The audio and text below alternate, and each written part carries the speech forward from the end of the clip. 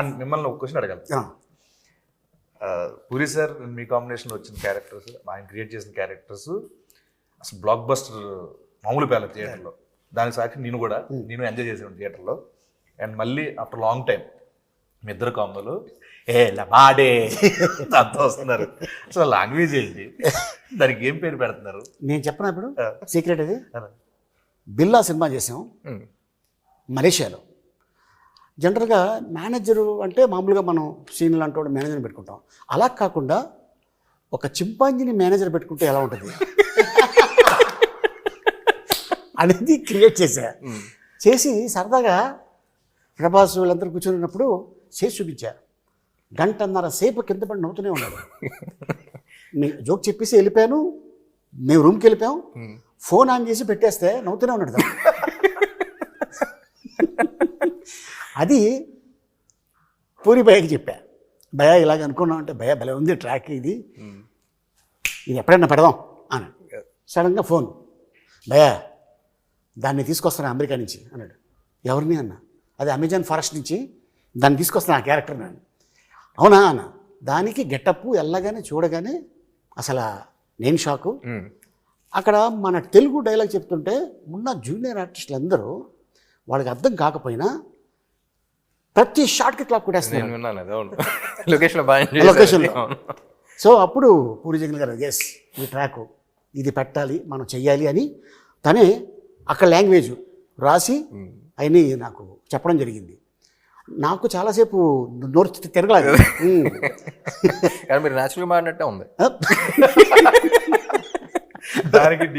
దానికి ఎంక్వైరీ చేస్తే చాలా గొప్ప గొప్ప వర్డ్స్ బయట పడతాయి అన్నది. చాలా పుట్టిన క్యారెక్టర్ ఇది. కానీ విన్నా లొకేషన్లో అసలు బీభత్సంగా ఎంజాయ్ చేశారు అందరూ. అవును, చాలా బాగా ఎంజాయ్ చేశారు. కానీ అదే అసలు సినిమాకి సంబంధం లేకుండా ఇప్పుడు ఇడియట్లో కూడా బైక్లో ఉంటుంది, బీదర్ది, సూపర్లో ఏంటి లైట్ డిటెక్టర్ది. ఆ ట్రాక్ మొత్తం ఈడియట్లో ట్రాక్ మొత్తం ఎంతసేపులో షూటింగ్ చేసి ఉంటాం? 1 డే విన్నా. లాస్ట్ వన్ డే కాదు, half day.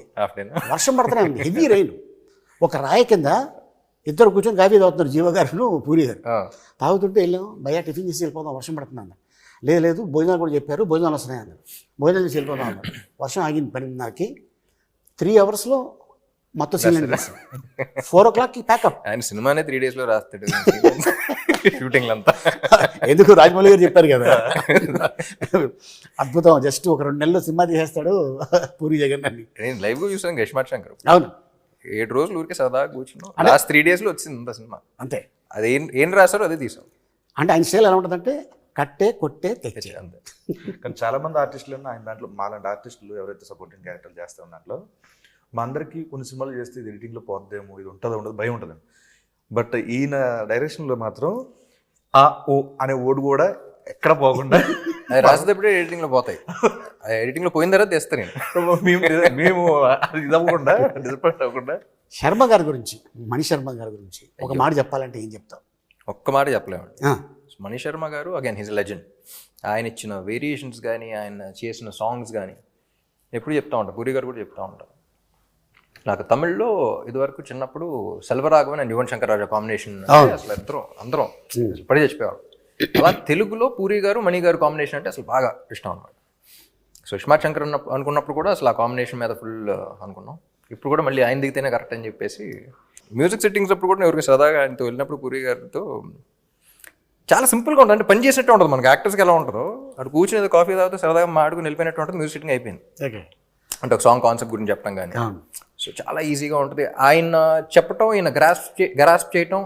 I think this is their 6th film together or something. So I enjoyed the working process also.